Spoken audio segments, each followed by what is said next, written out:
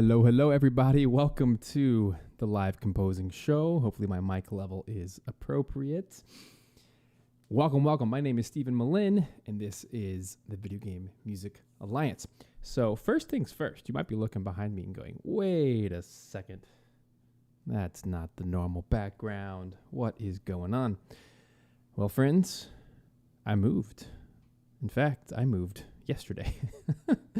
And as of 1 hour ago, I wasn't planning on streaming today, by the way. There wasn't a chance. There wasn't a hope of a chance that I was going to be streaming. But in fact, 1 hour ago, I finished. It's the fastest move of my life. Literally within 24 hours, tore down everything in the studio, shipped it across town. It was kind of crazy. I hired a really good moving company to help. And it all happened so fast because literally as I was starting to set up stuff, the moving company was coming in with all the bigger pieces. And let me get a better shot for you guys. So there we go. Cool. So you can see a little bit more. This is obviously just one corner of the room, but you might be wondering, okay, what the heck, Steven? What just happened? What did I miss? Well, this was definitely on the down low. This is not going to be a public announcement, but here we are. So a couple weeks ago, found out my wife and I pregnant with sixth kid. That's right, number 6. 1, 2, 3, 4, 5, 6. I'm a musician. I can only count to 7, so I can't go any higher. So obviously, with that, anytime you add another kid to the family or pregnancy to the family, for those of you who've been through this process, it's a lot. It's a lot. It's a lot on the family dynamic. It's a lot on work life, and especially just as a husband, as a father, just changes the dynamic a little bit. I'm super excited. It's obviously a huge celebration, but now we got to make some changes. And so with that, I felt like the best next step was to move the music studio back home. Maybe it's for a season, maybe it's forever. I don't know. But with that, obviously, that's just a big change. And it took me a little bit of time to get to that conclusion because, Matt Everett and I, we had a really cool system going. We're working together in person. But with that, I should say that the huge positives of that situation was I was able to go to work every day for a set period of time, come home, hang that hat, put on the dad hat, the husband hat, and, focus on family. And it was very clear cut. But for those of you who have kids and you've been through the pregnancy journey, as you know, it doesn't quite work like that, especially when you already have kids in the home. There are lots of periods where you just need to fill in, especially if you're a dad. There's a lot of moments where you have to fill in the gaps, and that's where we're at right now. So it's a huge blessing, but obviously with any big change, it's just nobody likes change. Nobody likes transitions, but it's part of life. It's part of growing. So Matt is still working with me. He's going to be working remotely. But with that, we'll still be meeting in person very frequently to make sure we're always locked in.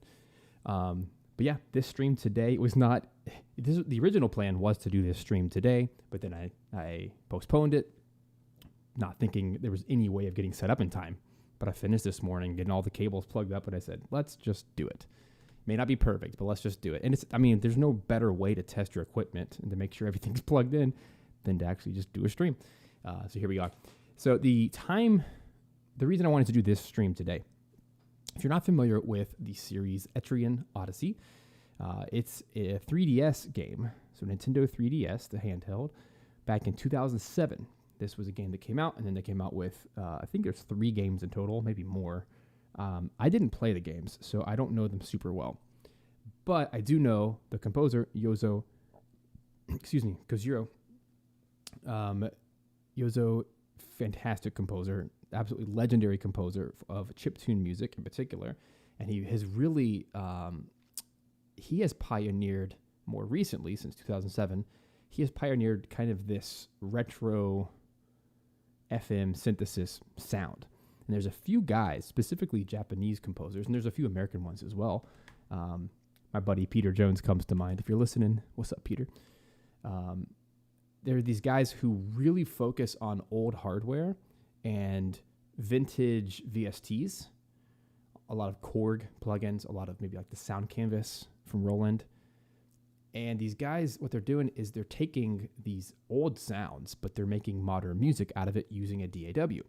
So in case you don't follow Yozo on Twitter, just about an hour ago, he just tweeted, he did a video screenshot of his Cubase session, and he was showing, he broke down what instruments he used to create a new track for the release of Etrian Odyssey Origins, which is a Switch remaster, HD remaster of those 3 Etrian Odyssey games, and it's a collection of all 3, and it just released today, so you can go grab it right now.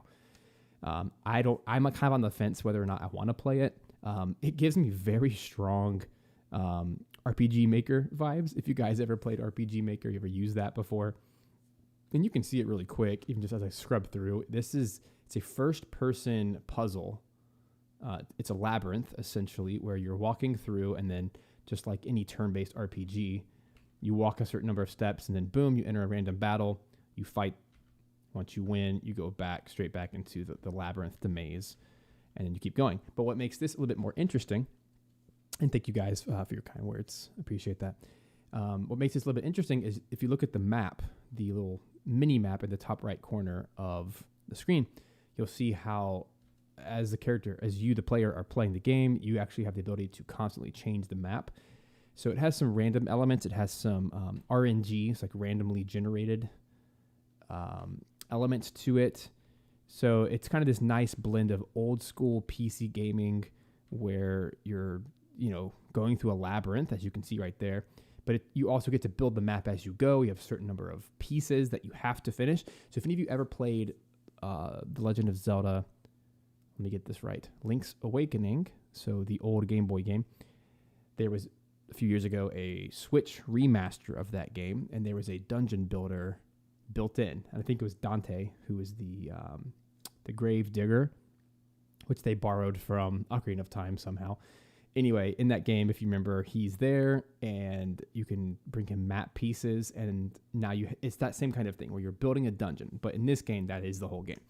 So anyway, why do I bring this up? Well, whether or not it's a game I would personally play, it is the kind of game I would write music for, and it is the kind of game that it's still very interesting to me. And Yozo's soundtracks to these games are legendary because they're just so interesting. It's the kind of soundtracks that they're way better than the game itself, but they've just become a cult classic. So what I want to do today, and potentially next week if needed, to do a part 2, I want to write an exploration track, and specifically with our gameplay footage, our characters walking through a forest. And then I want to write a battle track. And then hopefully at the end, we can play around with some dynamic music of how we might go in and out between the two. But before we do that, let's do a little gameplay real quick just to show you what this game looks and feels like, just so you can get an idea. So this was originally made in 2007 on the 3DS, but now it's been remastered, and so has the soundtrack. But it's still very retro and very old school. I just think that's super fun. So let's take a quick listen just to see what this feels like.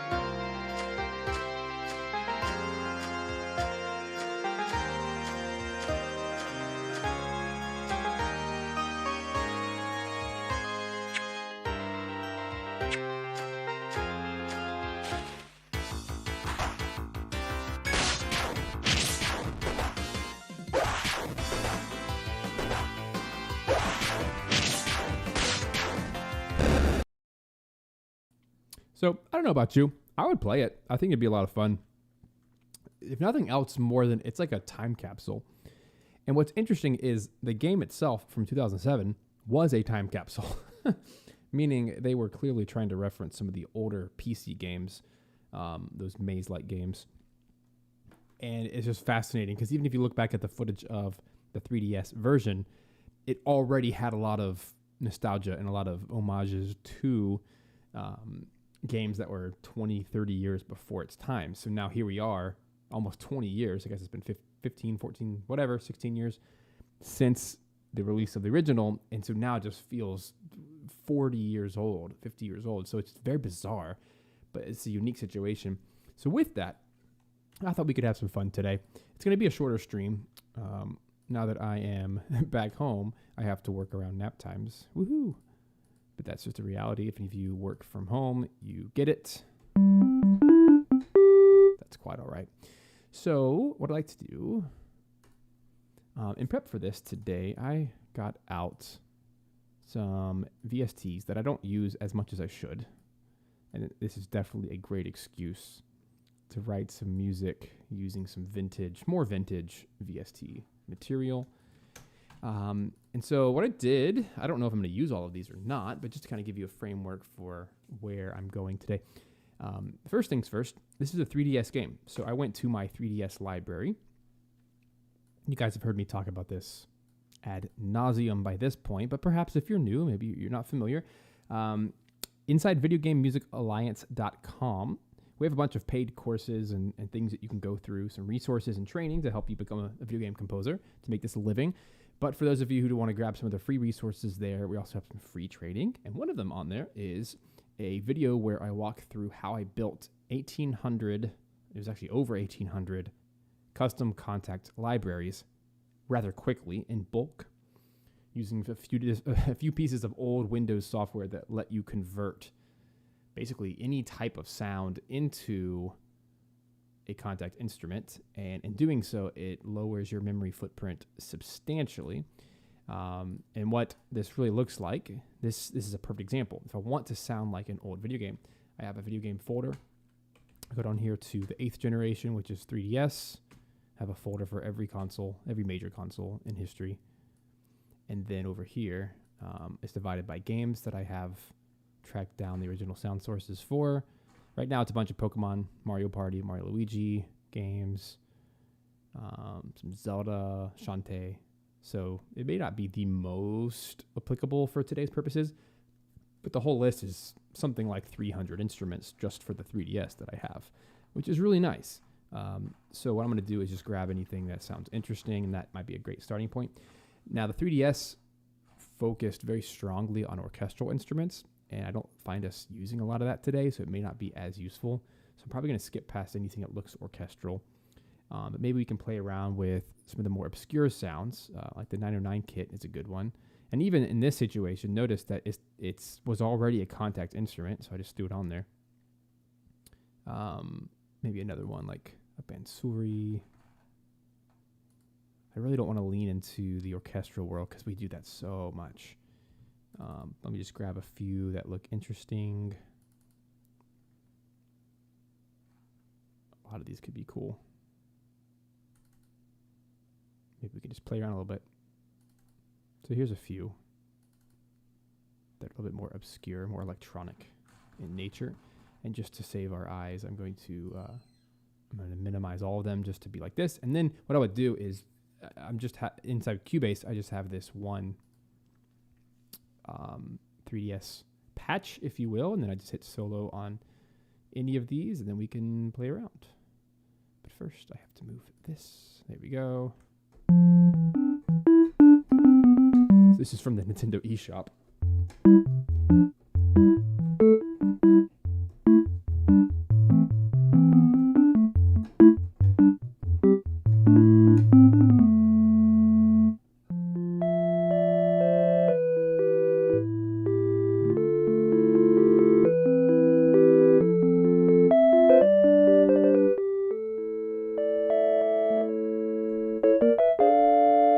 Maybe. Let's see what else we have.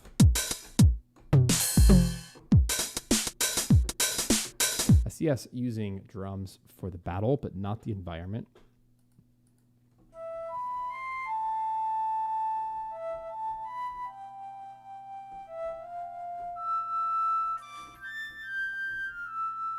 What I love about the 3DS is all the sounds are so cheesy, but they're really easy to use.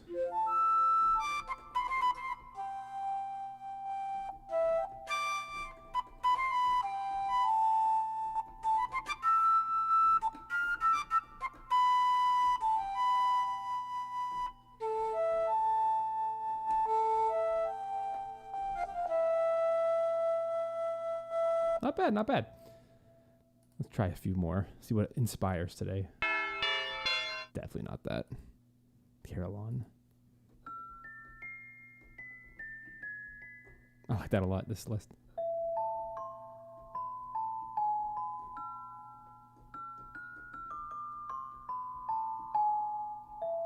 I'm leaning towards A minor.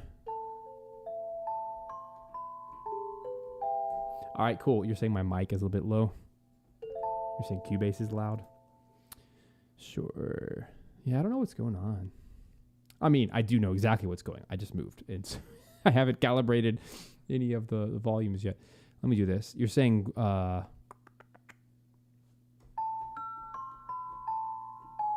anyone else feeling that way before I adjust levels? My mic looks like it's the same level as Cubase.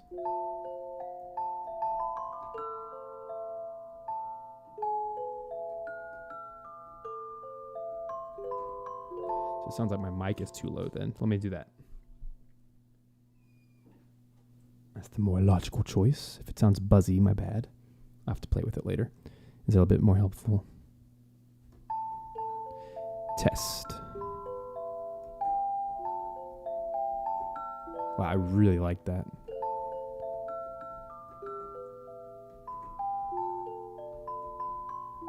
It reminds me of like Chrono Trigger.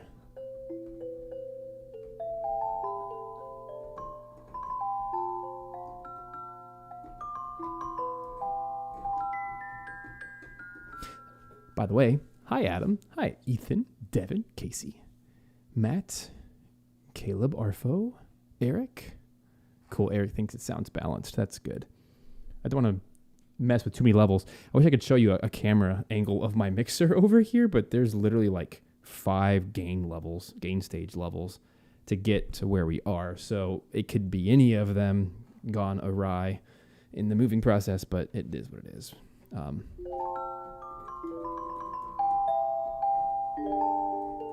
I did bump the mic up a little bit. I do have some room to do that. Anyway, I like that Celeste very, very much. So let's keep that as an option. Let's go to a Pokemon sound. This is compressed super saws.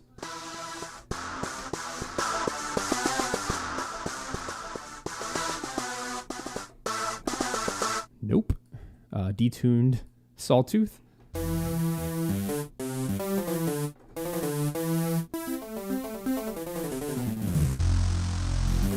Nah. I want more pure FM.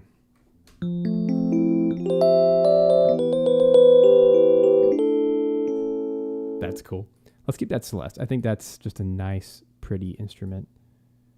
That'll work well, so we can just call it that. Celesta. We'll call it the 3DS. I have no idea where that comes from, but it's part of that research. So I did find this sound. I really want to use the sound canvas today. If you don't have this plugin by Roland, I'm not a sponsor for them by any means. Or they're not a sponsor of VGMA. They could be. They should be if you're listening, Roland. But I love everything from the sound canvas. If you guys remember, this was about 2 years ago. I actually bought a sound canvas, an old one. These things are from the around 95, 96, thereabouts. And for the younger folks, that's 1995, 96. It's what was called a MIDI Rumpler. You hear that word very much these days, but it's a piece of hardware. It's a box. It's kind of like an audio interface box, giant rectangle VCR, whatever you want to call it. And you connect it via MIDI to any keyboard, any MIDI keyboard, such as this one right here. You connect it to a computer, and it produces all these sounds. And I had the real thing, but the problem was because in order to capture audio, you're having to do line outs, so 1/4-inch cables or XLR cables. It was an actual audio box.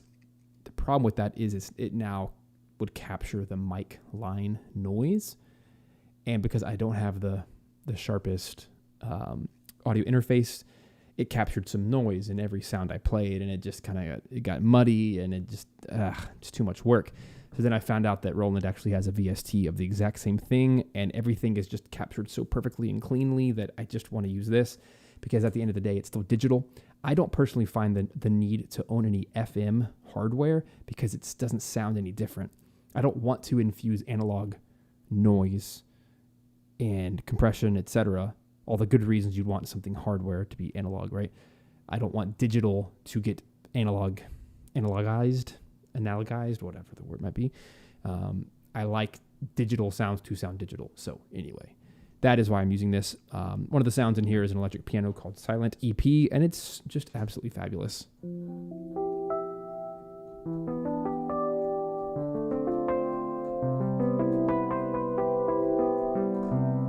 Hey, what's up, Casey? Grimoires question says, you created the libraries yourself? Yes, when it comes to the 3DS library of 300 plus sounds that I currently have. I went through a hunt process where I went through a bunch of VSTs, a bunch of old hardware, synths, etc., found the original source sounds, bought them, and then created contact libraries from them. So there you go, Adam. Yep, Adam just explained it perfectly. Adam says, basically hunted down and found the original samples that were used and converted them into contact libraries. Yep, and then made that all very streamlined. And there's a whole free video about it if you want to go check it out, videogamemusicalliance.com. Hopefully that'll be fun for you. It's very technical. It's not for everybody, but it's about like a 45-minute video where I just kind of go through the step-by-step process of... But I live by that. I love making my own samples. That way it's in my own clean, organized folders by game, by system, and then I can search any which way to find... I can just type in flute, and it'll pull up every flute from every generation ever, or I can type in Zelda, it'll pull up every Zelda game, whatever I need, right? It's search-based because I created my own database. Anyway, I really like this sound. It's electric piano from the ancient sound canvas, but this game is trying to really harken back to the 90s sound, which is a very MIDI digital sound, has a lot of FM in it. So I need to use something FM, which is what the Sega Genesis used, but the sound canvas was used primarily in the Super Nintendo and Game Boy Advance, Wii era. So here's what I came up with so far.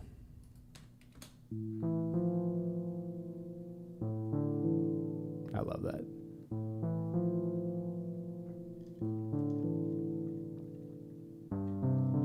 To me, it matches the visual.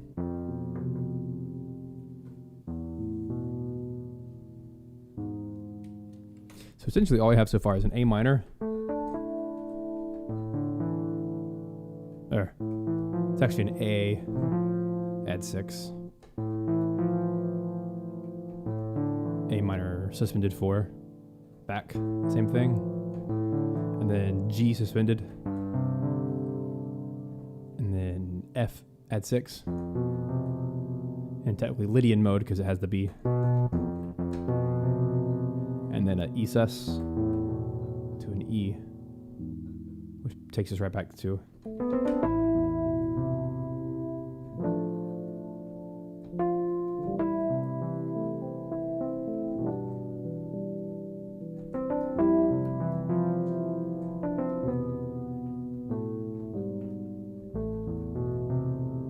Yeah, Jordan, you got to save that thing. You have access to it, Jordan. You're inside Pro Group. Yeah, that is the most helpful spreadsheet ever. For those interested, come join our Discord and you'll get all the deets on how to track down. People have done the work. They've not for every game in existence, but pretty close. All the majors, especially all the major titles, like all the Marios and Zeldas and Metroids and Mega Mans and all the major video game titles in history, people have collectively put together one database, which is this Google Sheet, which has the original sound source, so the exact VST patch from East-West Symphonic Orchestral Gold inside the percussion folder, inside this exact patch, and then it has the Roland Sound Canvas. It'll have the exact Korg patch, has the exact... The only problem, though, if you're going to go down that rabbit trail, and I talked about this in the video, if you're going to go down that rabbit trail, make sure that you do your research as far as who owns the license now, because the spreadsheet does a good job of finding the original owner of said sound. But part of my research, and I spent 2 months on this, just every day researching this stuff because it was so fascinating to me. I found that a good chunk, maybe 25% of a lot of those old companies don't exist anymore, or they've been bought out by another company, or a certain VST or CD-ROM or collection has been bought out. Omnisphere is probably the most prominent. Omnisphere by Spectrasonics. They bought out a bunch of little,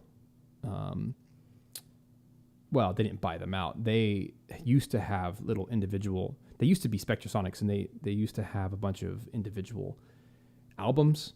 And then what they did is they created Omnisphere, which combined them all together, but then the patch names have changed, etc. So you got to kind of work your way through history to find, okay, who owns this sound now? What do they sell it under? What album or what sample library? What VST? And if you can do some of that stuff, you'll find that a lot of the old patches that you don't think exist anymore, just because they're on a CD-ROM from 1995, a lot of these still exist.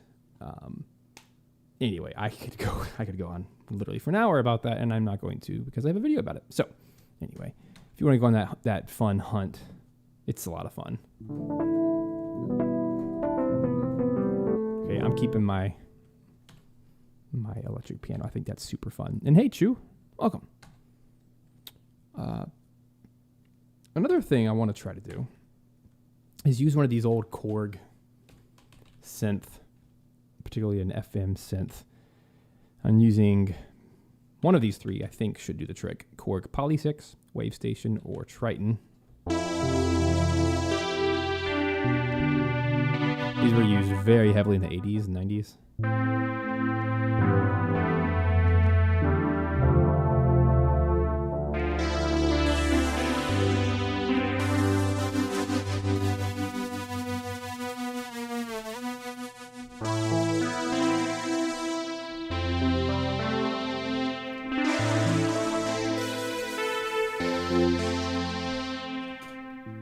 Hey, thanks, Jordan. I appreciate it, dude. Yes, renting a studio space is no small expense. So even just the simple fact of moving back home is going to save a lot of monies that can be put elsewhere. And truth be told, I'm very happy to have that year. So I moved out for 13 months.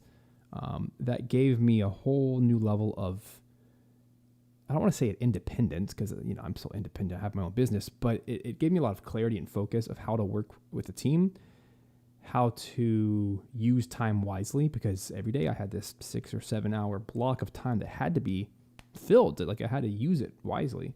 It just taught me how to get more efficient with my time, to not just experiment and play around all day, but actually get work done and do things that pay the bills. And because my expenses were so high, and it just forced me to really get serious. So it's cool that I can now take that knowledge back home, save a heck of a lot of money, but now channel that same energy forward, working from home, working with the team remotely, and all that stuff. So yeah, big fan. Highly recommend it. But it just depends on where you're at in life. For some people, it's too distracting to be home. Some people, they need to be out. Man, the Korg collection, I mean, you could just spend weeks going through the presets. There's so many good ones.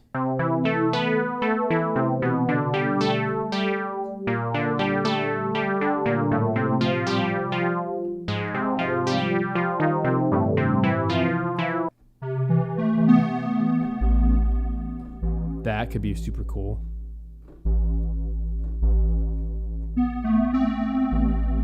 It's a nice, it's a retro sound with a square, but clearly modernized. Especially if I just do it very seldom. So this is a square.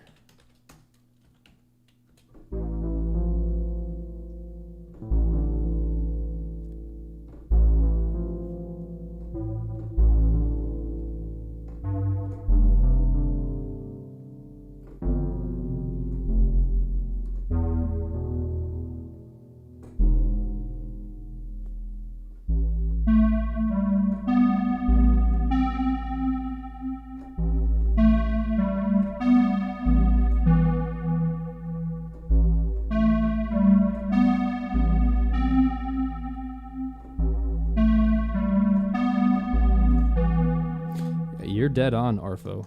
You're not wrong. Whenever you hire team members and you get to see them every day and check in with them and talk through goals and catch up on projects and things, that's invaluable.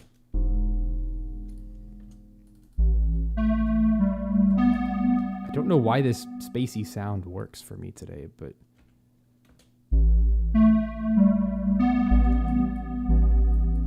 I'm loving it. I'm gonna de-reverbify that a little bit. Let's turn off some of that.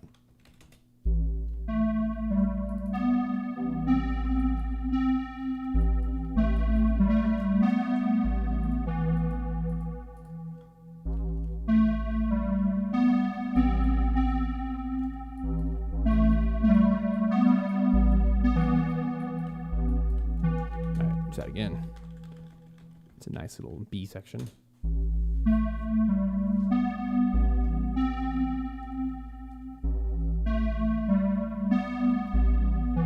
Let's turn off the footage for a minute just because it's kind of goes back and forth really quickly between battle and environment. Let's do this. That'll work. Just like the main title bit. There we are.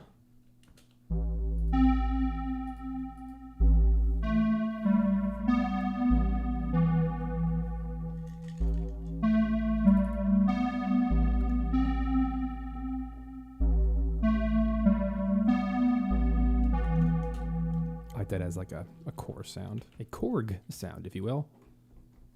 All right, wave station, which somehow got disabled. Let's see. What in the world? Oh, I guess I made it a MIDI track or something. I don't know what just happened. Wave station. Guess I never actually loaded it. I intended to. Or it's missing. Something has gone awry. Guess we're not using wave station today. All right, Triton. Do you guys remember the Korg Triton? This was so big when I was a kid. I just remember seeing all the touring keyboardists with this. I always wanted one. Never got one, but it essentially has all the sounds from Korg's entire history. This is big in the 90s, and it just has just oodles, thousands of presets.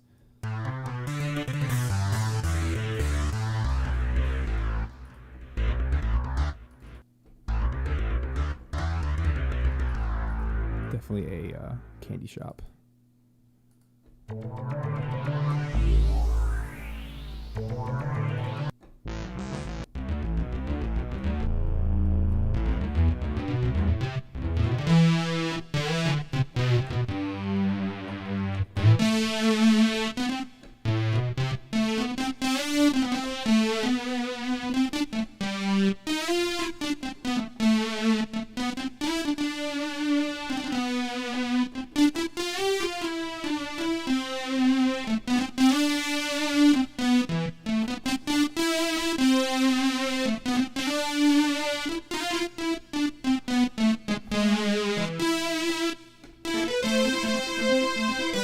I love the 80s so much.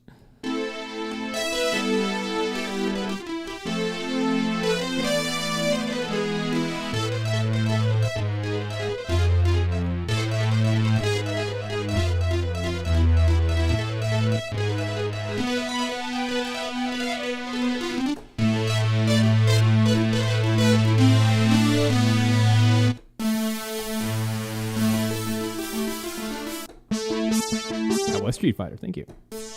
Somebody.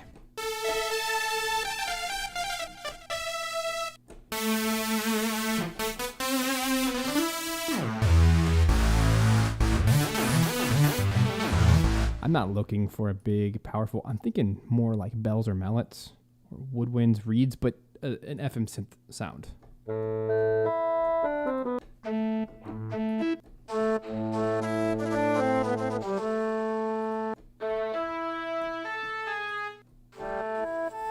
Hey, Sarah. And Frio.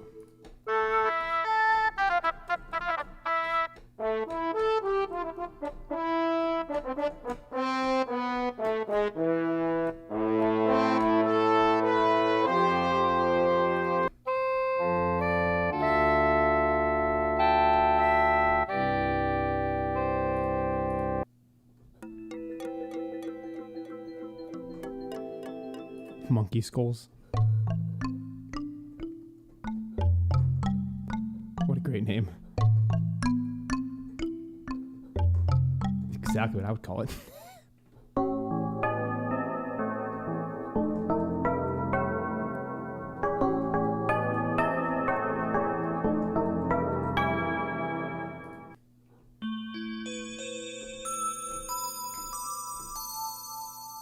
Man.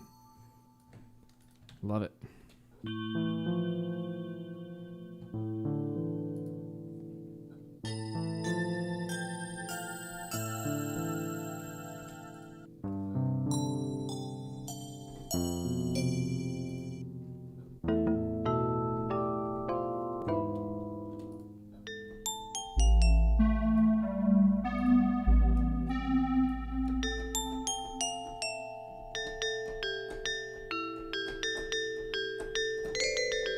You never know. I mean, so many video games soundtracks have come from any of the Korg synths, so the Triton naturally would have many of them.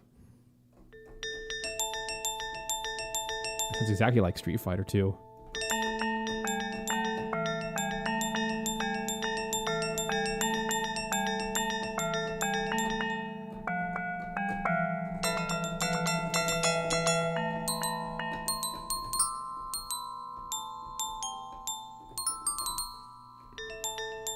Pretty close.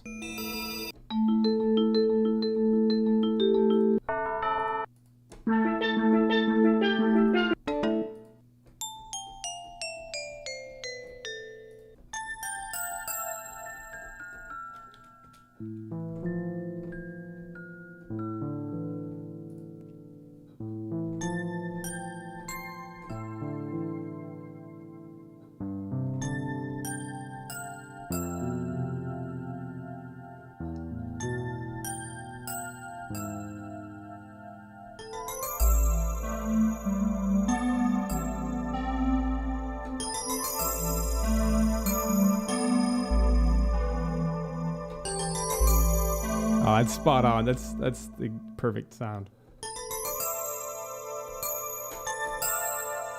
Especially like that boom ba dum dum.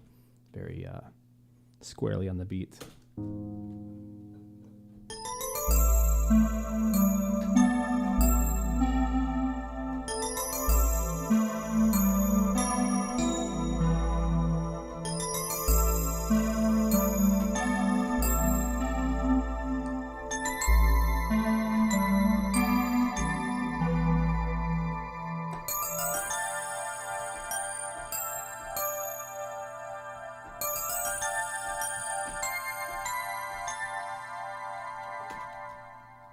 That can work.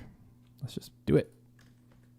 Don't know why I'm so into this style. I mean, visually, the game is so retro that it just invokes this kind of intensely in your face, super melodic FM style.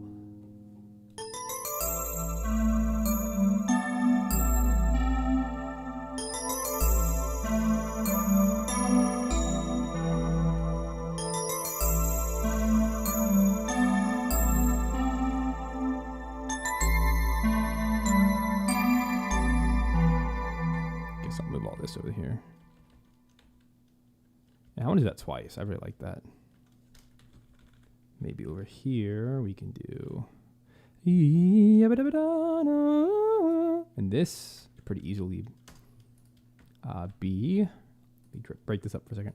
This could be another instrument on the second time. So really, I don't really know what that's going to be, but this is truly the melody. Let's call this A. This is going to be an A1, or I guess it's an A2. If this is A1, structurally A1, A2. And here, this could just be a duplicate of this, but in a different instrument. Let's find another Korg Triton sound. So this is bell. That's our melody. That's our bass. So let's duplicate that. Let me find a flute of some sort. From the Triton, like a digital flute that can handle that melody pretty well. We can just keep this going over here in the bass. It's solid. Might as well repeat it. Just change the instrument. It's part of arranging. Is if you're not tired of it yet, don't stop it. But if you are tired of it as a listener, definitely move on.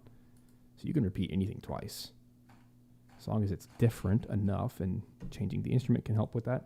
Yeah, I think either a string, let's try strings, and then flute might be a second choice.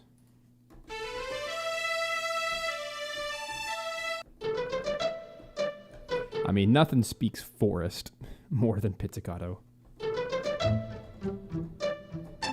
Dang, I like this better than most live Pitts ensembles.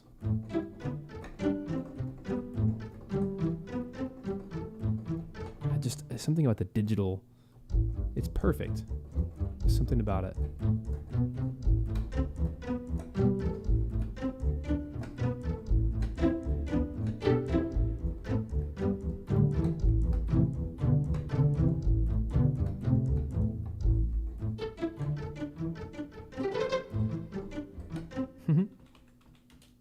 That can work, right?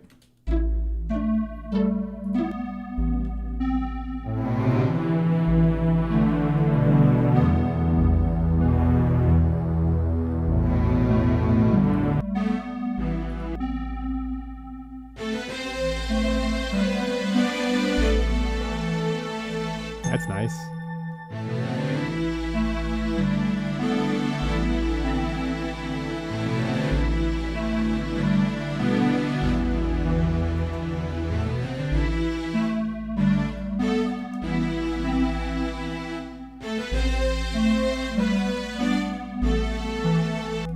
Interesting.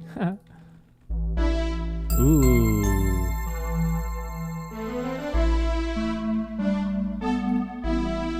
That's my favorite.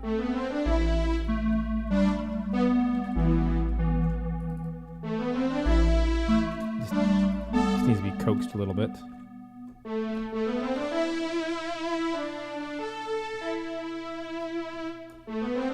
So here's what I'll do. I'm going to open up the original. If you don't know this trick, this is something you can do inside of DAW very easily. And it helps with recording. So right now I want to replay what we just did, but I want to do it in a different instrument. So I'm going to be playing at different velocities, different sustain lengths and all that. But I visually need something to work off of, not just my memory. So what I like to do is move my cursor, my playhead, to where I want to record, which is now the strings right here, boom, measure 18. But before I hit record, I'm going to, well, just for my own sanity, turn on the click. I'm going to put the cursor one bar before where I want to start. That way I have 4 clicks to go in. But what I'm going to do is double click on the track I want to visually see. So now it's perfectly set in front of me. And now when I hit record, it's going to record the strings, not the clip that I clicked on.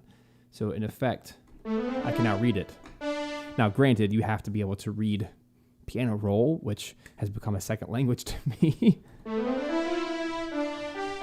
Which really, I should have zoomed it out to see the whole thing. There we go.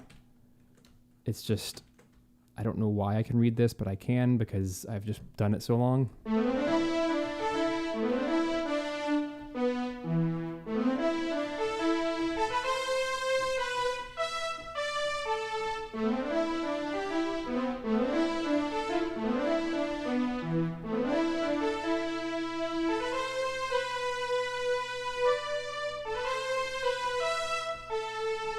And now when I play, it's ready.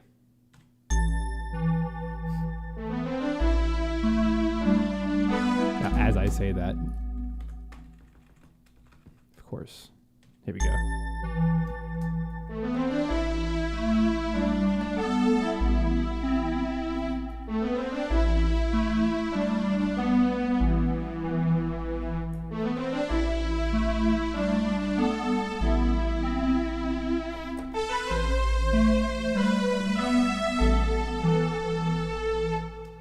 Pretty cool. It worked that time because I was already playing. But you get what I'm doing, right? I'm throwing up something visually that I can see while I play. That way I don't have to guess. And it ends up working quite well. And I wanted to use the mod wheel to give some vibrato on some of those pitches.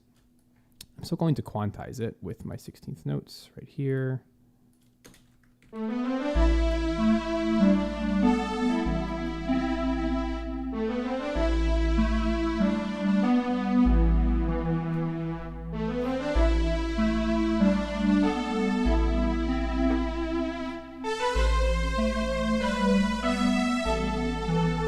don't like my left hand. No, A, right? There it is. The last note was an E instead of an A. See, I've gotten better with my pitches. I don't have perfect pitch, but I've been working on my relative pitch. It's a skill that you can develop, which is basically guessing what the note is and then checking to see if you're right. And I'm thinking more along the number scale. So is this 1, 2, 3, 4, 5, 6, 7, or 8 within the octave? Which of the 8 notes is it? And so I would guess, oh, it's a 3, it's a 4, it's a 5. And then if I check it and it's right, well, then I got better. And that's just something I've been doing for a while, and it's helped because then I can say, hey, that's an A, or I need to change that E to an A. And I don't know why I'm better at it other than that, because it's not something you're born with. Although people with perfect pitch are born with that. But relative pitch, you can work on. It's a skill. Pretty cool, huh? Just like anything else. Do it long enough and you'll, like reading piano roll, apparently I can do that now because I've just done it so long. I like this intro still. I think it creates a sense of mystery. Let me move this over, make this red. I like my track titles to be red and then my sections to be yellow or gold. All right, let's see what we got going on here. Let's pull up the footage again just to remind ourselves of the whole forest vibe.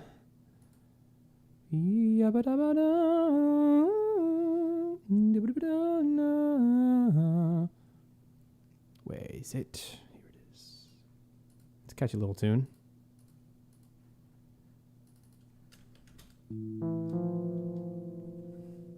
It matches the walking speed too.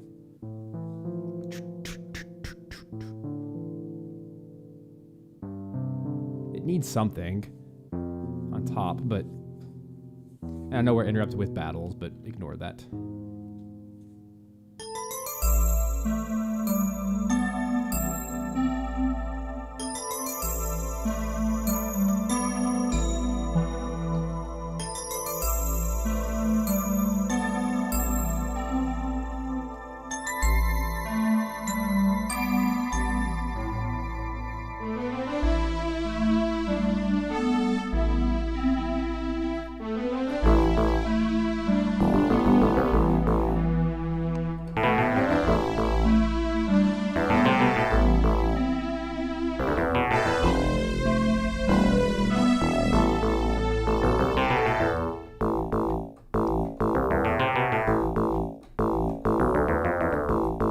All right, so let me let you guys in on a little secret. You ready for this?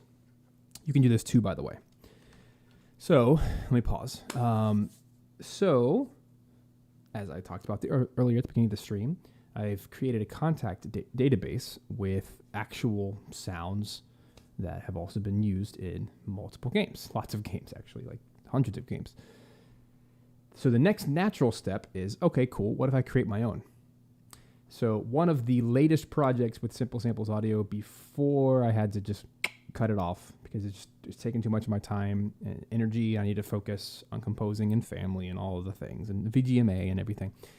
One of the things that I started working on and was actually working with team members on this was a 16-bit library, a contact library. And I was going to have Super Nintendo sounds and Sega Genesis sounds, and these were literally using the original sound chips of each, and it sounded great. Now, it's not complete. I don't plan on completing it.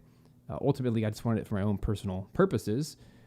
You know, for Super Nintendo, creating samples out of anything, recorded found sounds, and then Sega Genesis is an FM chip.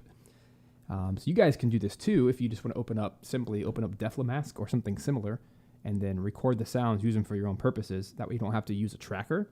So what I've done, it's bare bones basic, but who cares what it looks like if it's for yourself. But I have a little collection of some FM sounds. Oh no, Contact just crashed on me. Beautiful. Has that been happening to you guys? Let me do this.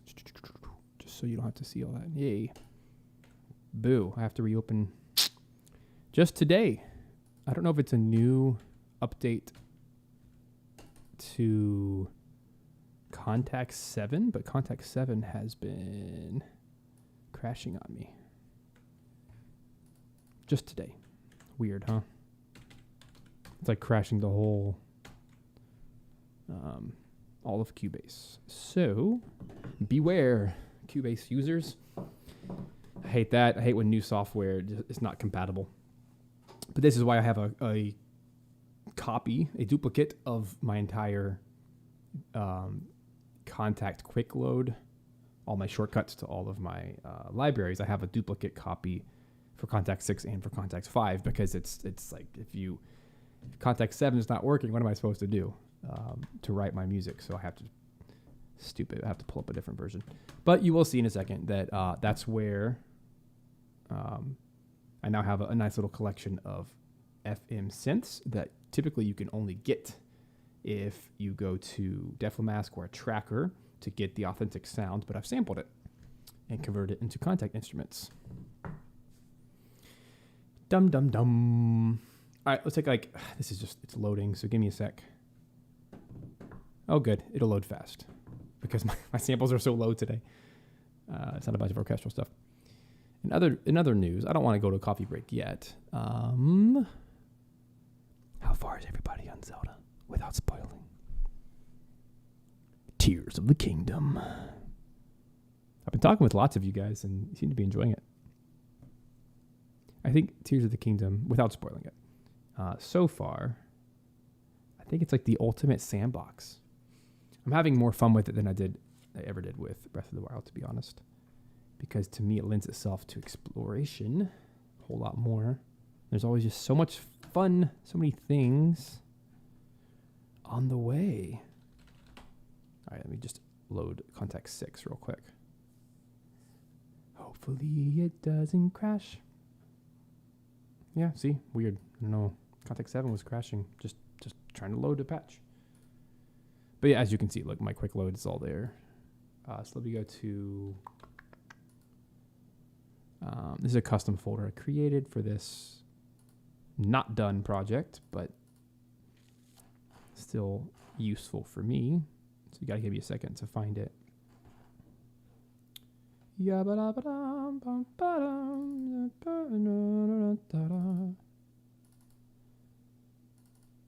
All right.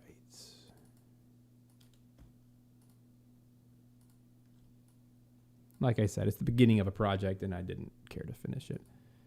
I got 8 patches in. Here's what it looks like. I mean, it's literally just bare bones. But here's my bass.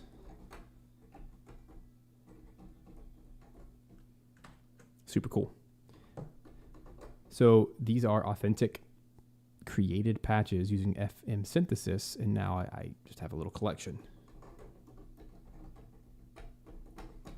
And those little crackles and noise, that's authentic. It's baked into the patch. That's what that stuff actually sounds like.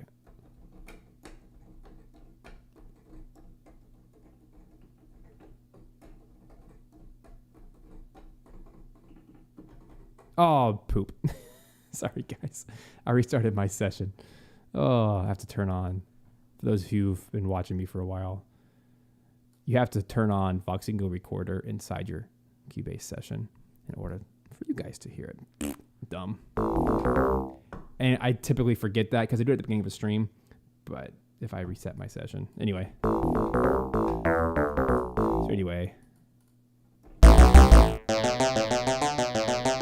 You hear that little fuzz?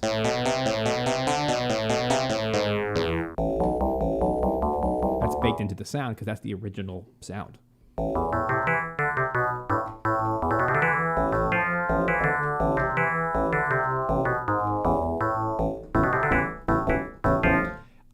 Guys, I can't preach enough how valuable it is to create your own samples.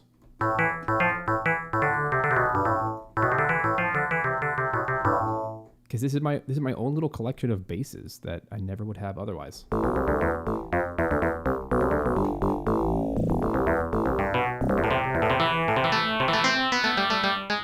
Because before I would have had to gone into a tracker, typed out all the stuff just to get the sounds, and I'd much rather just have the sounds in MIDI.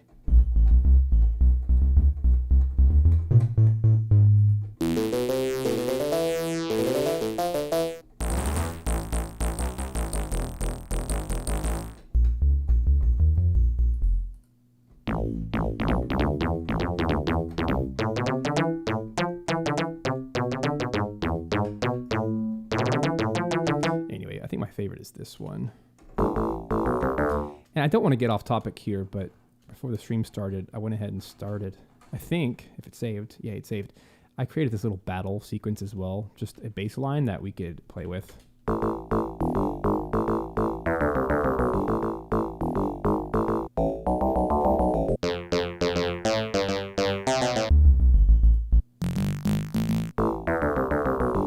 I think that's my favorite. So let me keep bass 3.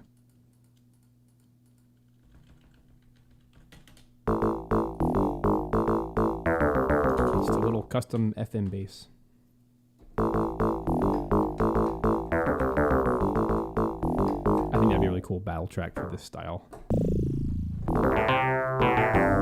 So, is there a way to get it in here?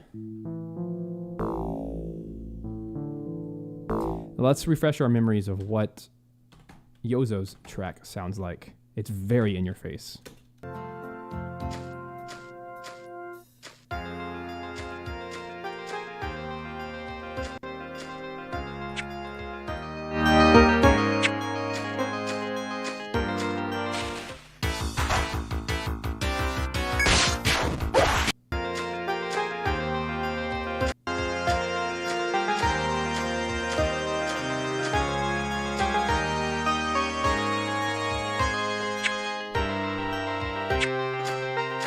Something I hear that I haven't done yet is he gave a lot more tempo by adding having some background.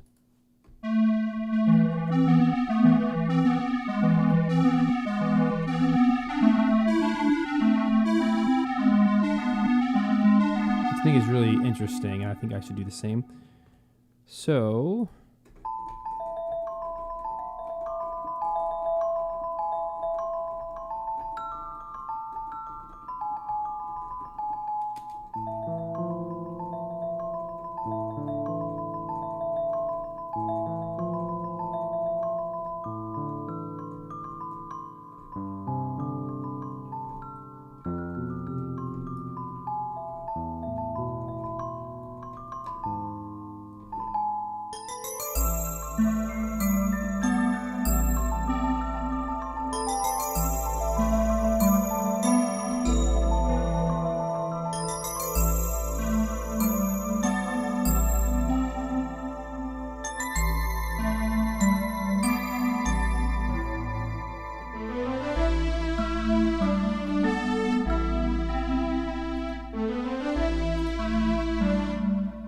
I'm not going to mess with Contact 7 today. I don't want it to crash again. But I'm going to keep playing with the Triton. I feel like that's my favorite. It just, everything seems to be working there. It's really hitting the vibe. So I want something that's like a little ARP in the background. Let me just kind of fill in some gaps, especially for this exploration section. So let's look at maybe some plucked sounds. I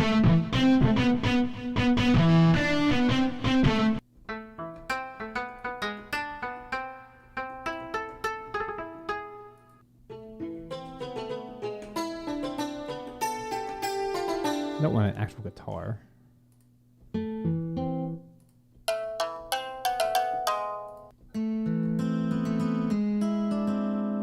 it's gonna be synth.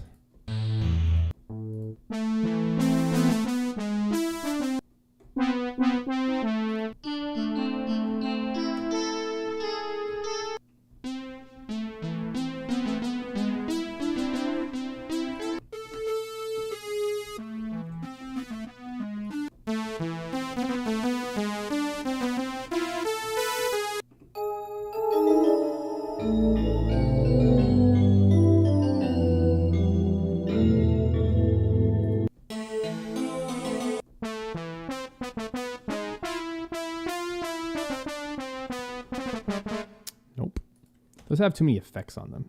That's what's bothering me. They're not super clean. So let's do this. Open up another sound canvas. And let's see, the original sound, this was an electric piano. Let's play around a little bit. I just love the sound canvas too. Let's do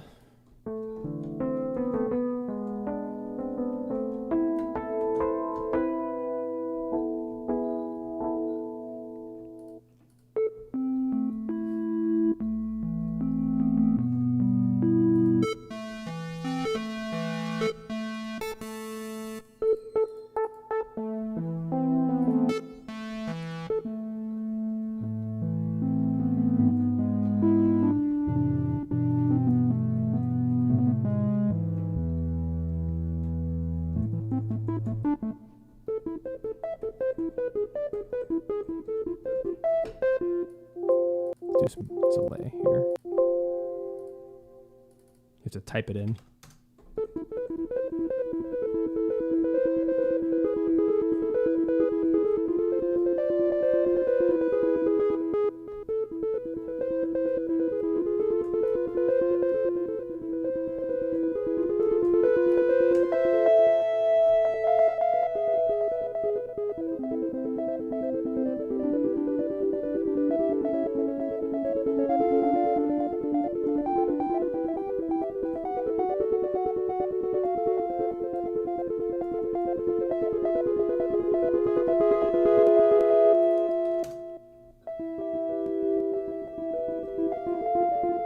Cool.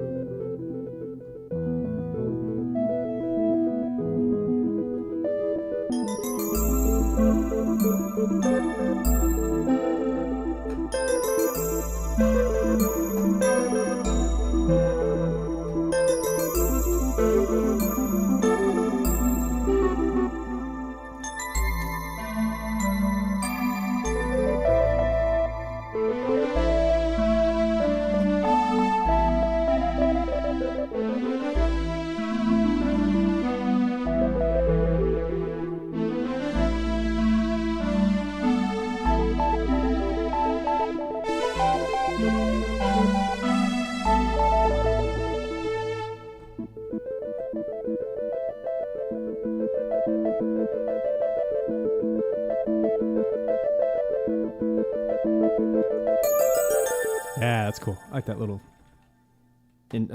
transition.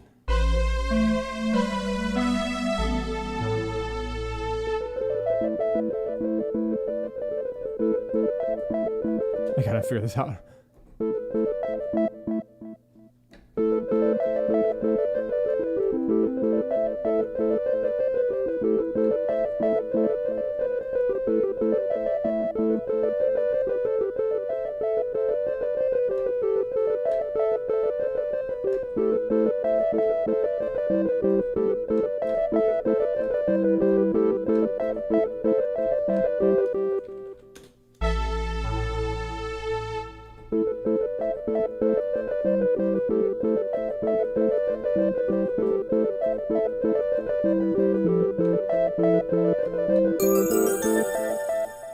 Okay, I'll mute this part.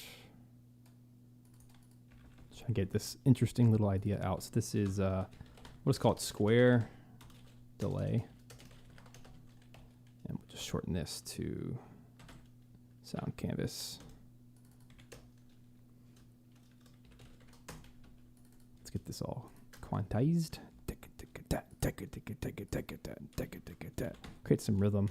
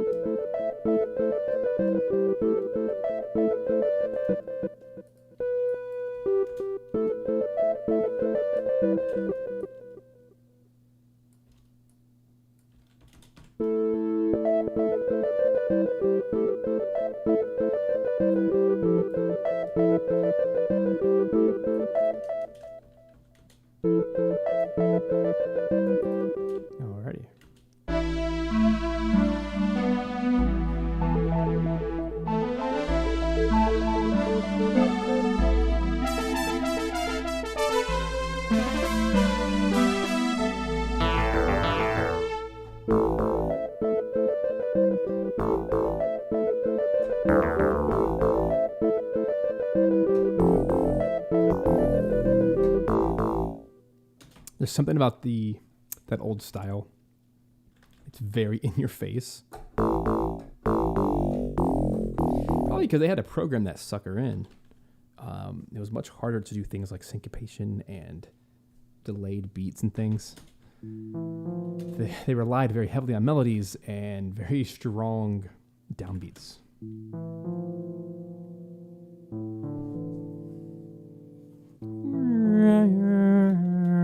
That's what we need. But what's the FM version of a choir? Let me see if I can find some kind of choir-ish thing. What I want to do is...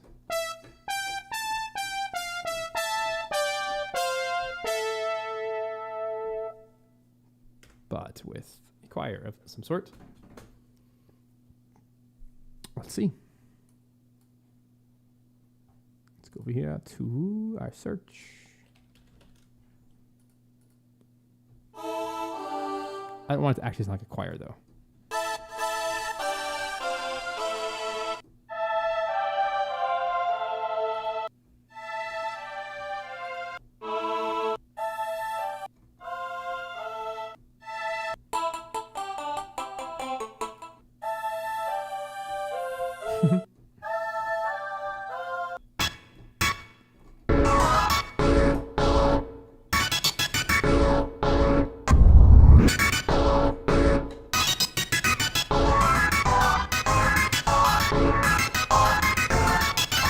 Yeah, that one. Let's do that one.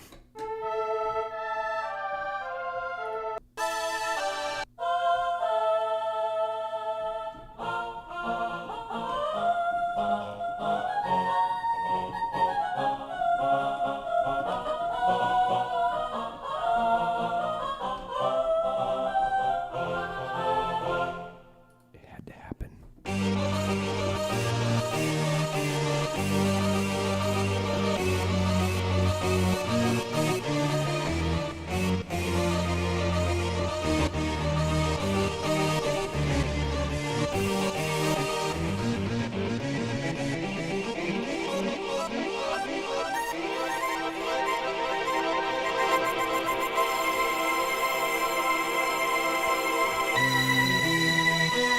Sounds so bad.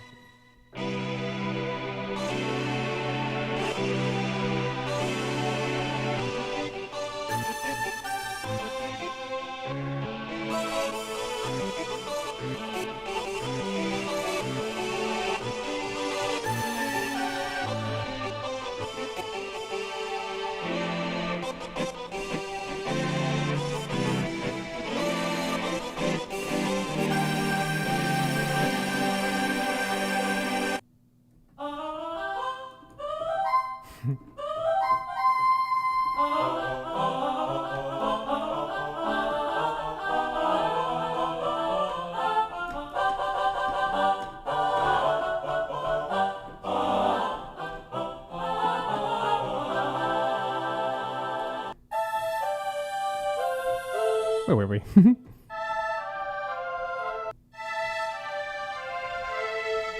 like that one. It's not so threatening as the rest. It's not screaming, "I'm fake."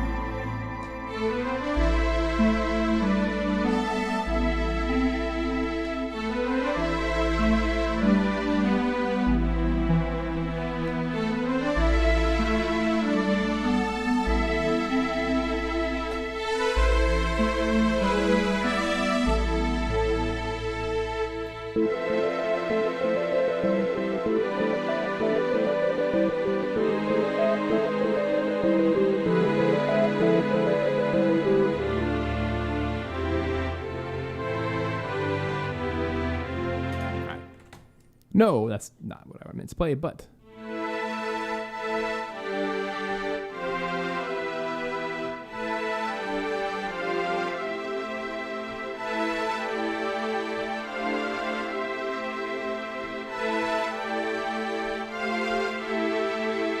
I'm loving that harmony. It's quartal harmony. It's all based on fourths.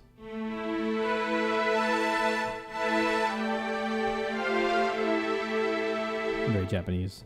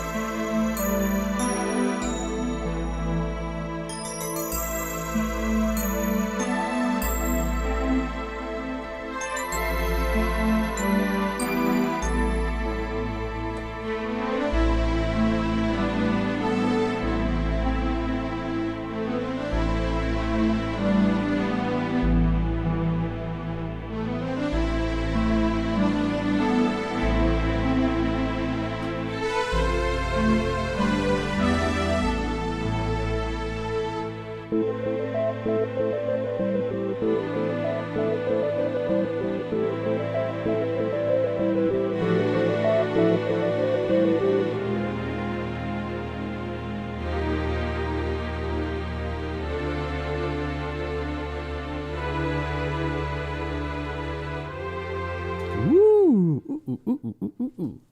I like that. That changes the track completely in a very good way.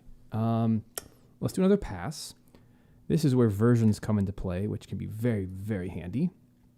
So down here, I'm going to click New Version. That way I don't lose the old version, but the newest version is the one that is being played. So let me just try another pass.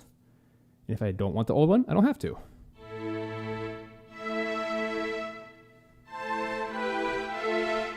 Now, the good thing about this plugin is I can add reverb to it internally because it's from the original synth. It's an emulation of it. I'm a really big fan of this. This is beautiful. If I go over here, so here, let me switch my camera. So you can see how I have reverb right there. MFX2 is what it's referring to. So let's go to MFX2. This is like old hardware style. Everything's way more complicated than it should be, but here we go. I'm going to make that a little bit more of a reverb.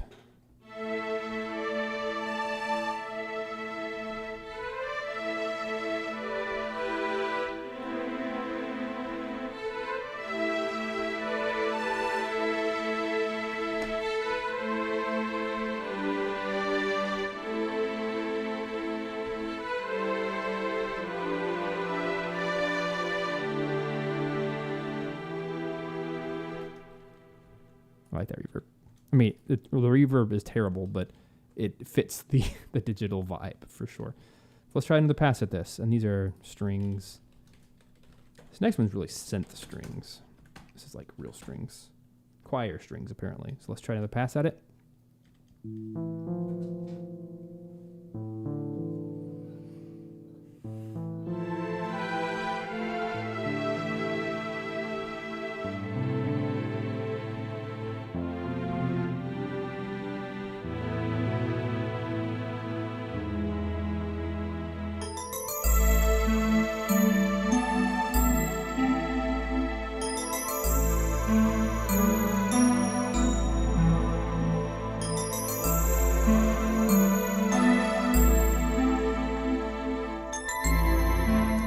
I'll be honest, that first take was really good.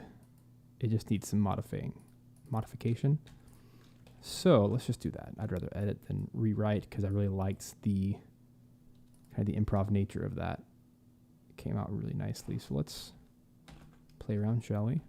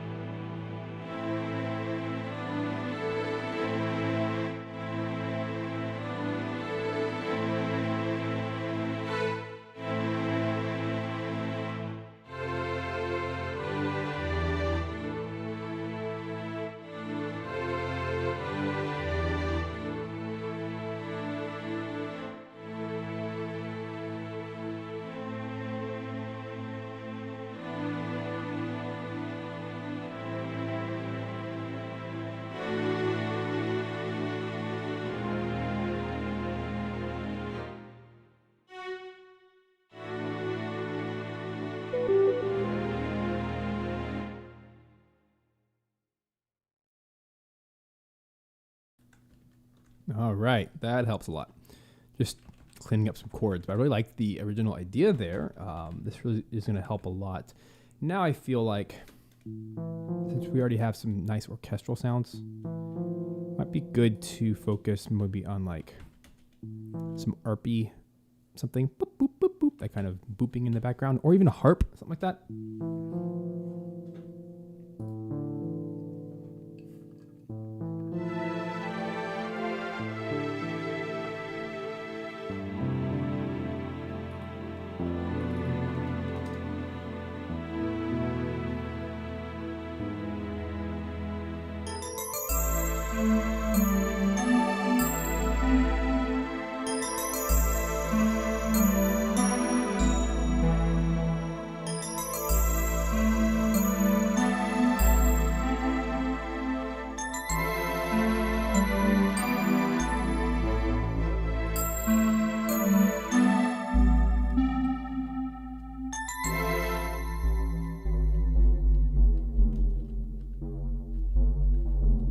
An arping arp.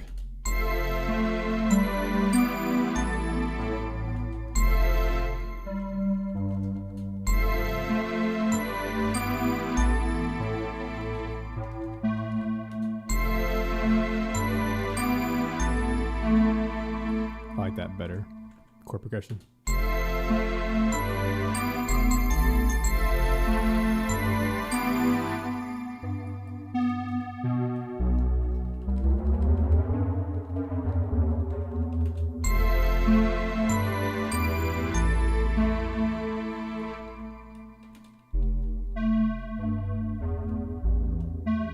Keeps the emphasis on the high A.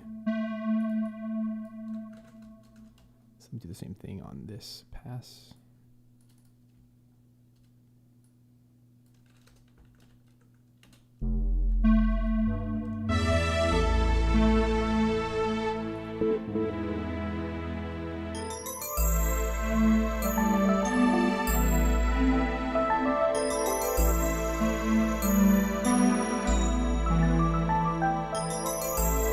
There it is.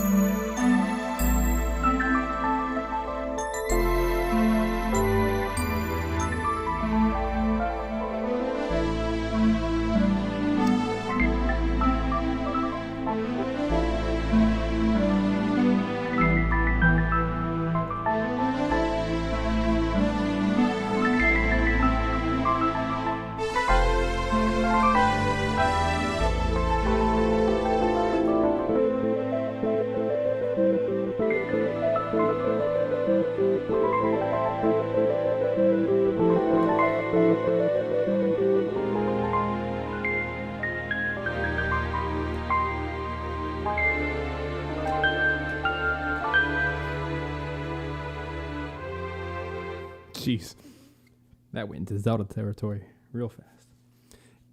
I mean, we can call it Zelda if we want because it's been popularized through the Zelda games, but it's just polytonality. It's when you're playing two chords at once, with the intentions of going somewhere, which is a pretty vague definition, but.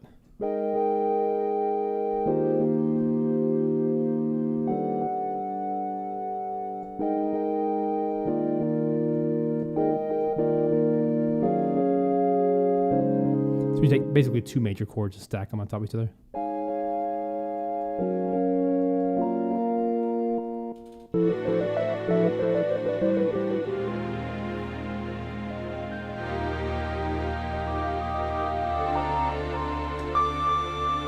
We have to go somewhere. Like we can't just keep doing it.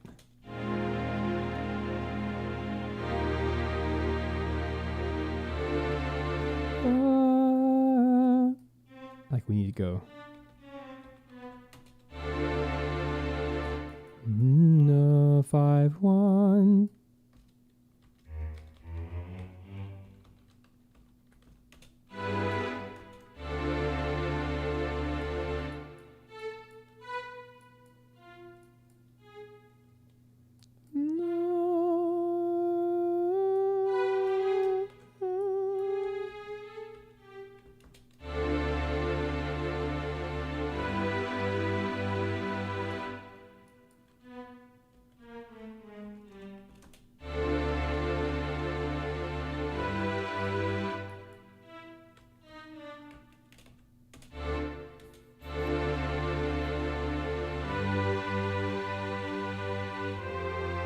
And then we can do whatever the heck we want after that point. But it creates some sort of, at least temporary resolution.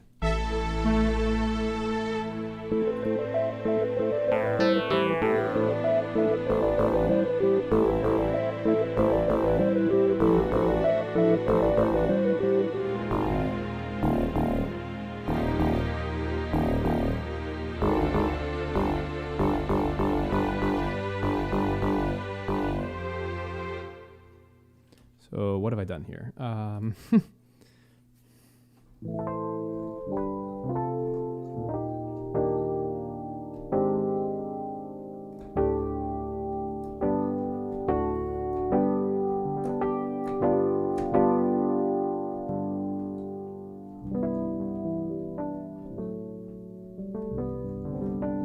led straight back to Zelda's Lullaby, of course.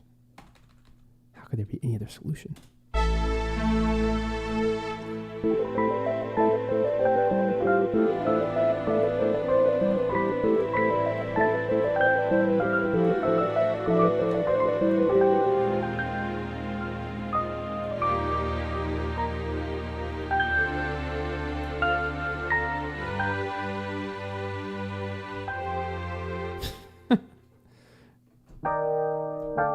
Oh man, that is Zelda's Lullaby.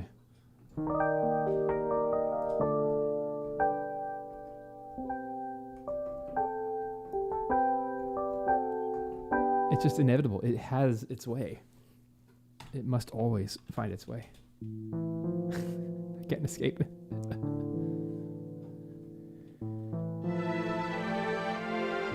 I'm getting very strong Final Fantasy VIII vibes out of this.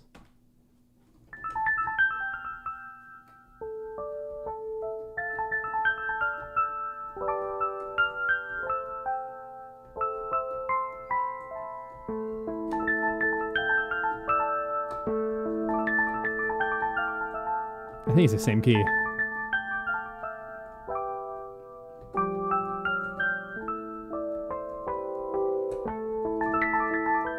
It's amazing how much subconsciously we play games and it just gets stuck. Here I am thinking about a forest, walking through like a labyrinth forest, and the first thing that comes to mind is this. And that's very Final Fantasy VIII, so I have to be careful not to copy.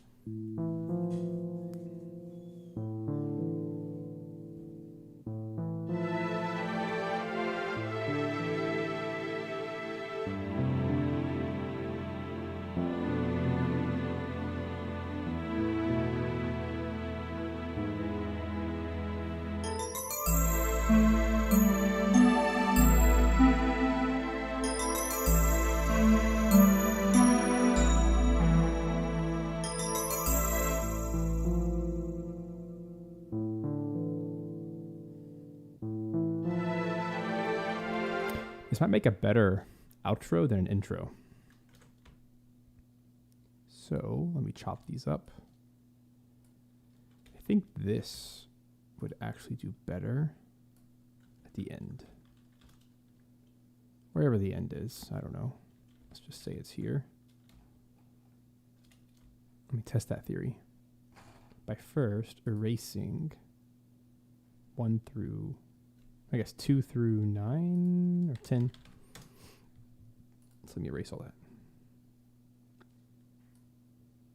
Here we go. Here's the loop. If it were to be like this, I think it's just a better end than a start. So we're doing our thing.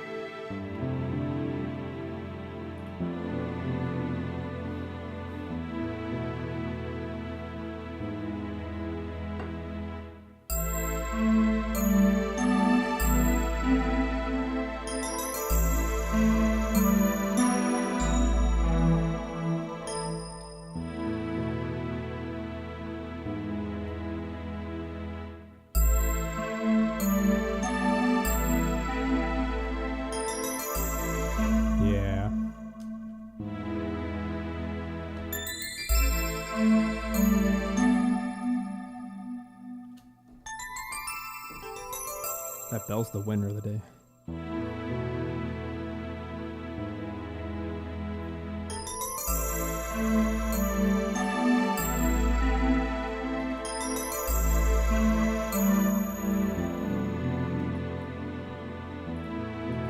So that's going to be the end of the track.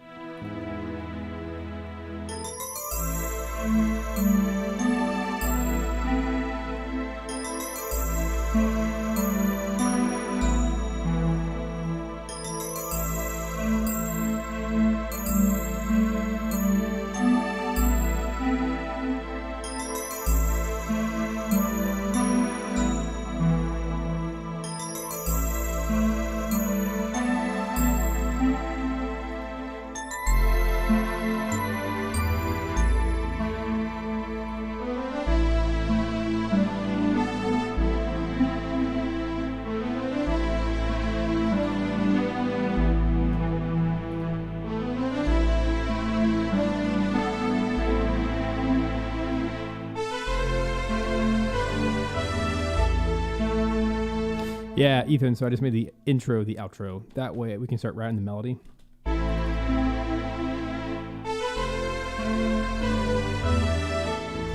Something weird here.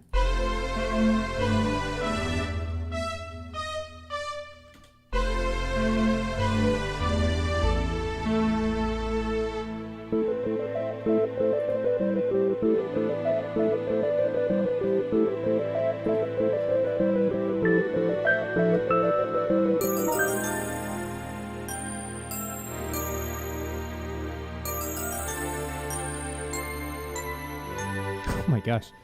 Wow, it almost worked. That was actually two separate ideas.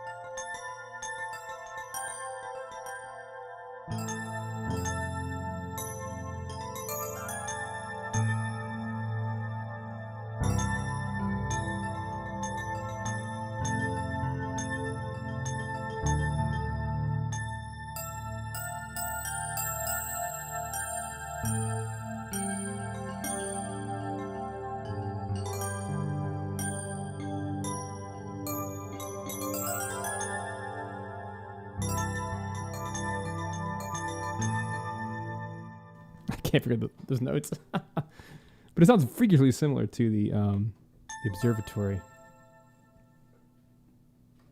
It's all major seventh chords.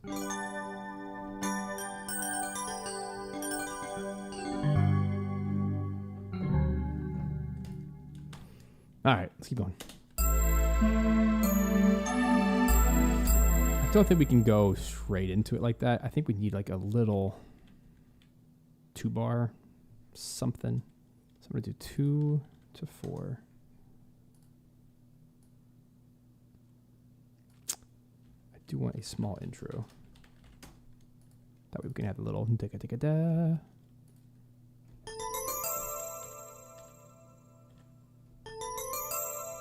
Which I suppose eliminates the need for at the end. But then it makes me question, everything.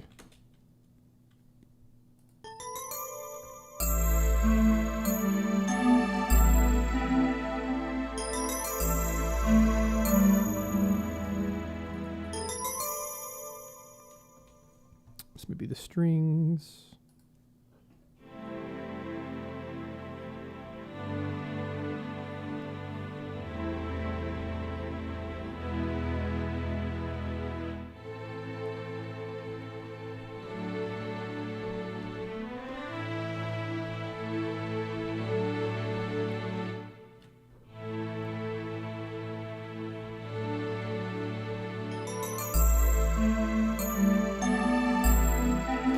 Something less.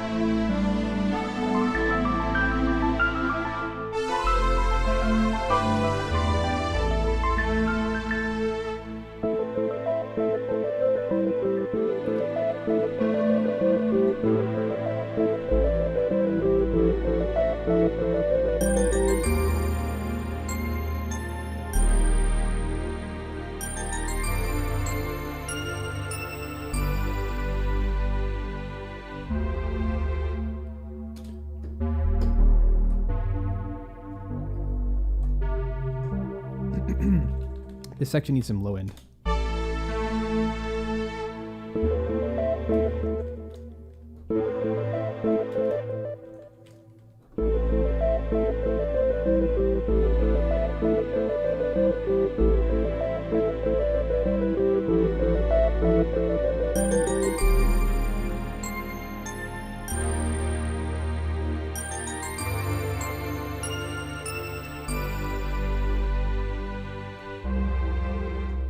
Then from there, that can be something new. In the key of C. Alrighty. So I feel like we're gonna have to play around with that section a little bit more next time. That's a good chunk. I'm happy with that so far. So how about this, guys? For the last 15 or so minutes, why don't we attempt something in the battle style? Just so we can get, like, the purpose of today is just to get some sketches going so that next week for part 2 we can actually hit these harder. But the initial idea was to hit this in 5/4.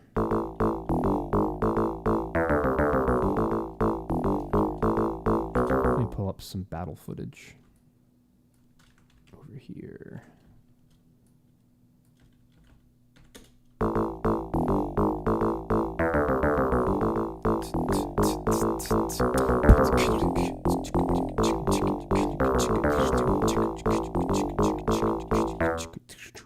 This really needs a drum kit. I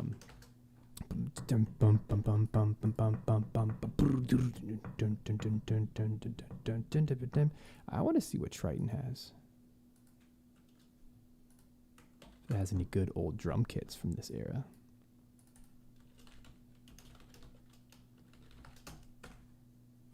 It does. Basically just kick and snare, cymbals. Will do nicely. Let's just see. I haven't played around with drums in here. Oh yeah, lots of good stuff. And thanks. I'm never super happy the first day of any new track. I like to give it 2 days.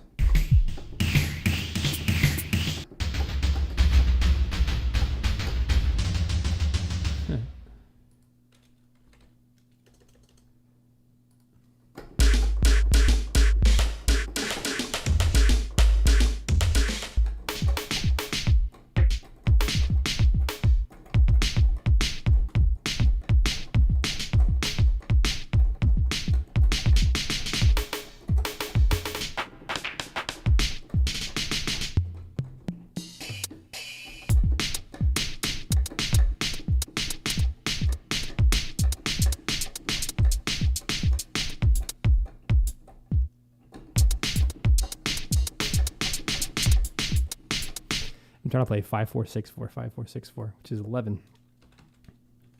Oh boy, here we go.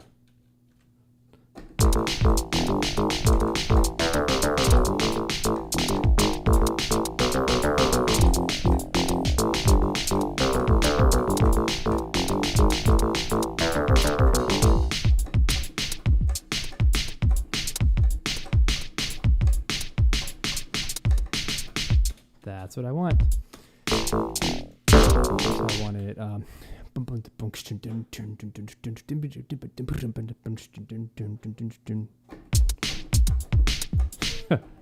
Oh boy. Let me go slow.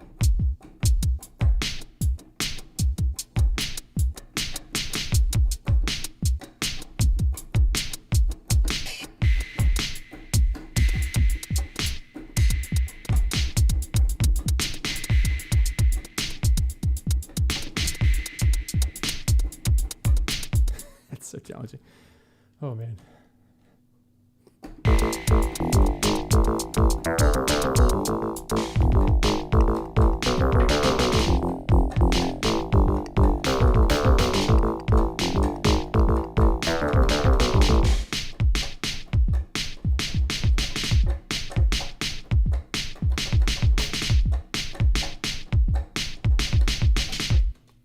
I like that last one. One more time. That's crazy. Haven't written this kind of battle music in a while. It's been too long. Like good JRPG, intense battle music in a weird time signature. Crazy drum beat. Let's start on 55.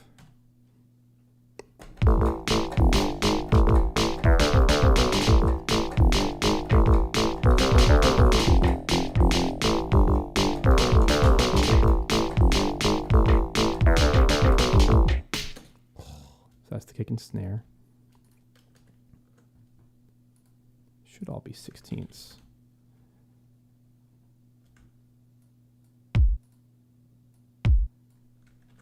See what happens.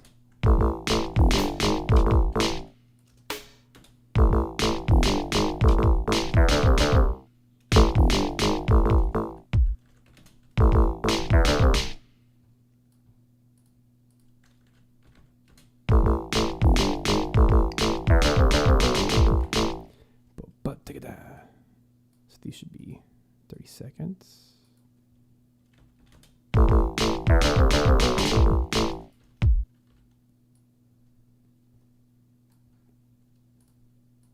Eighths. These are 30 seconds. Oy.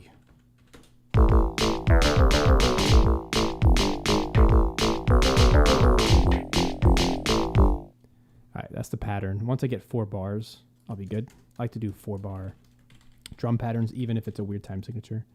You can just copy and paste it.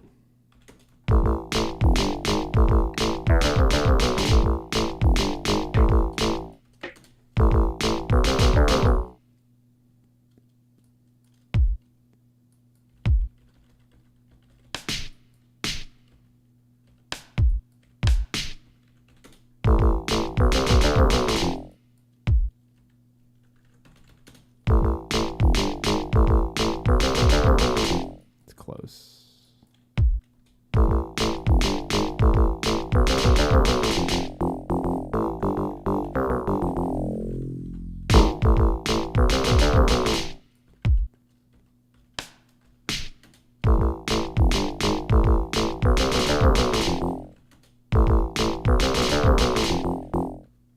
Okay, now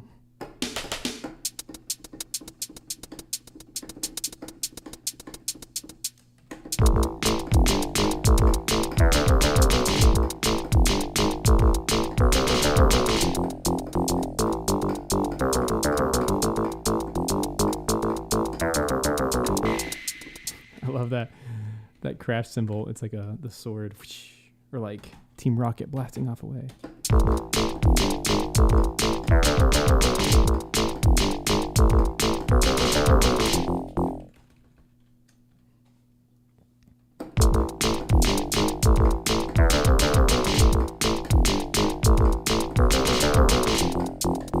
Cool.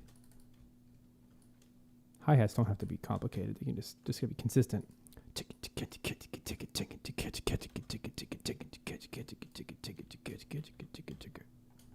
like a shaker, almost.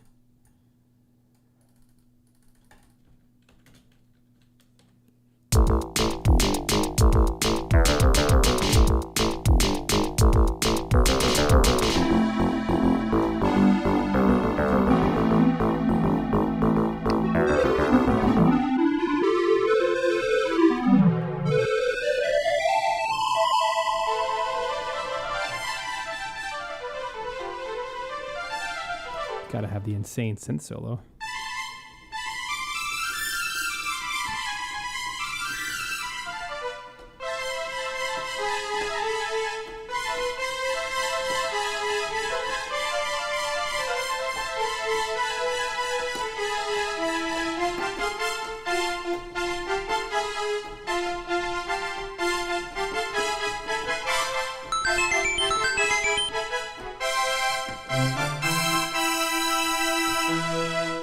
Thanks for the sub.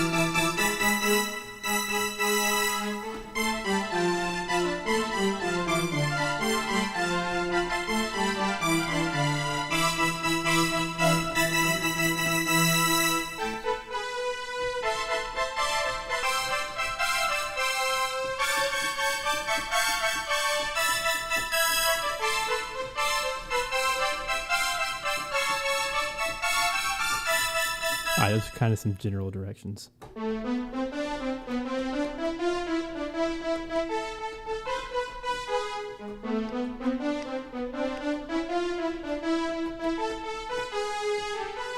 like this idea of chromaticism, where it keeps playing with our expectations, so we're more or less in A minor, but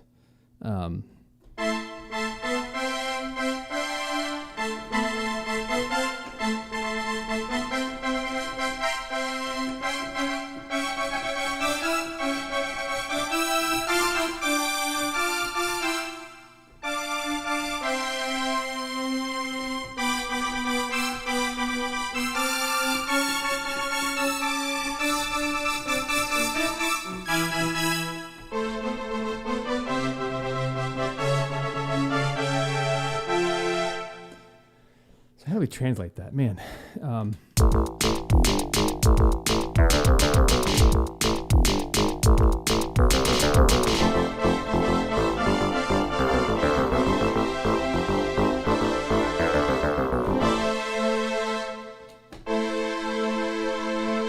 At some point in the track, I want to go to a 4/4 time after we've gotten rid of all this 5/4 stuff. So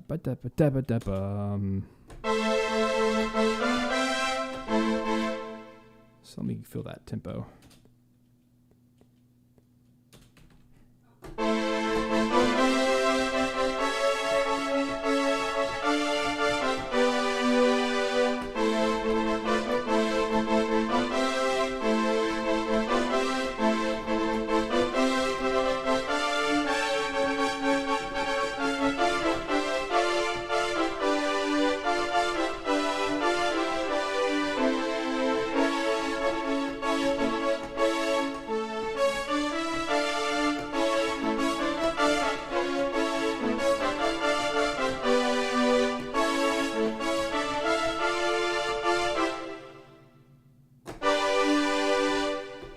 Okay.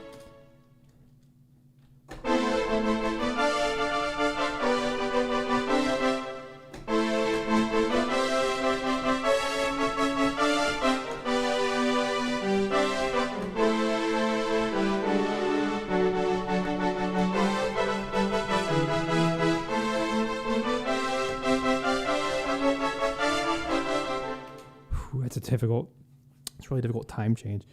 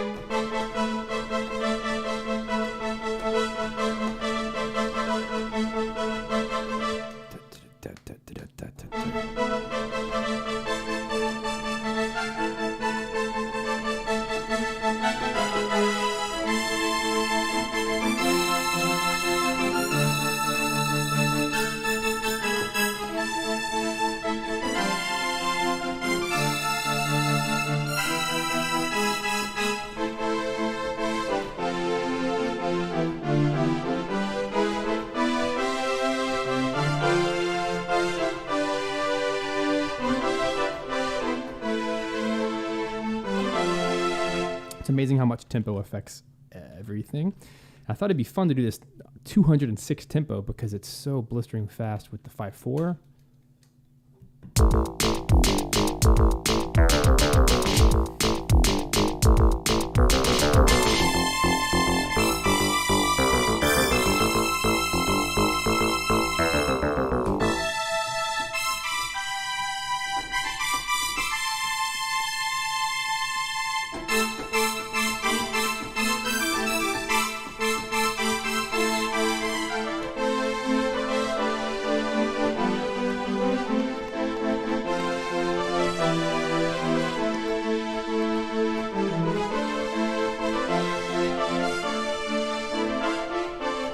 That's it. So I just have to do it fast.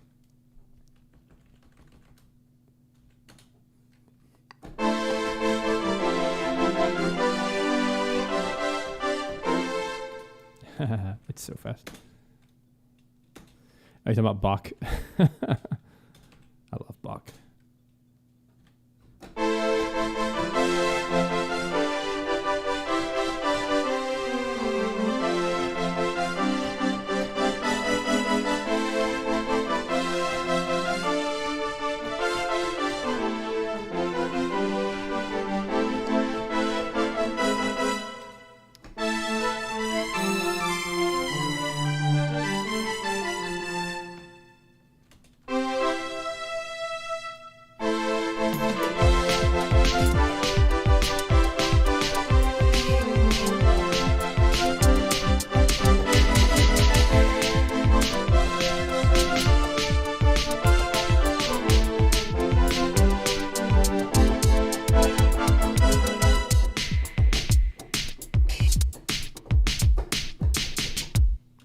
The idea.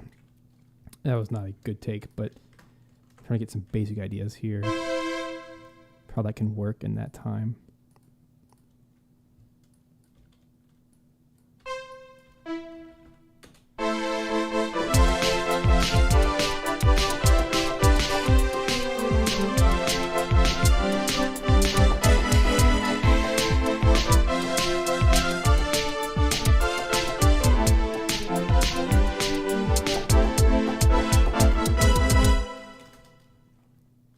Basic ideas here.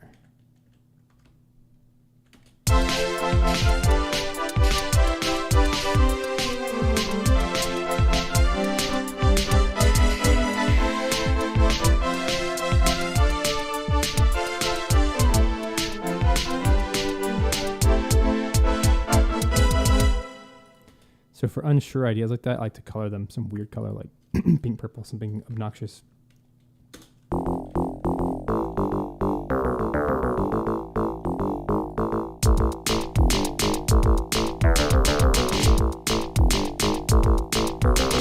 Just for fun, let's try a different drum kit.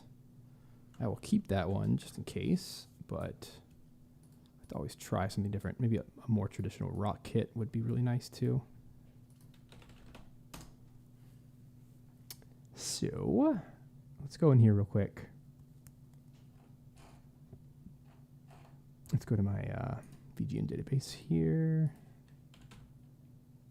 Let's see what kind of drum kit we can grab real quick.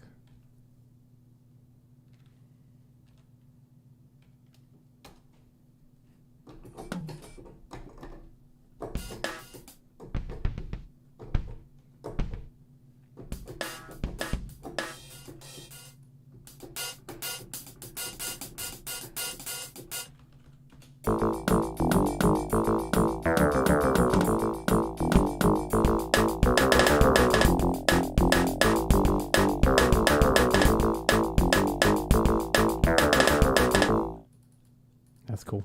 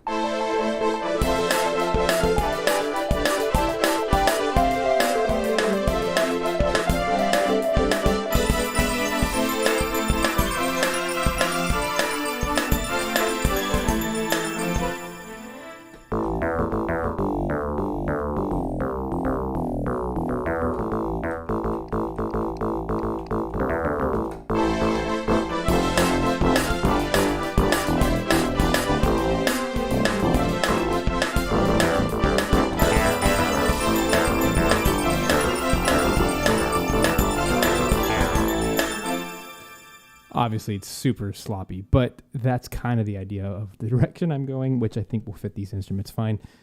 It's just a matter of taking a break and coming back to it. So let's call it a day from there. Obviously, a shorter stream, but two decent ideas for how to move forward with an environment track and a battle track. So thank you guys for making this happen and showing up today on a stream I was not expecting to have, but I hope that you guys had some fun.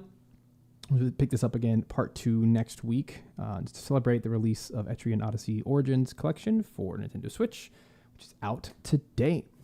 Also, if you want some more of this, come hang out with us later today, 7 p.m. with Casey Strange, one of our pro members, and we'll have a lot of fun supporting him with the channel. So you guys take care, and I'll see you next time with some more Etrian Odyssey, and we'll have a blast. So take care. Bye, guys.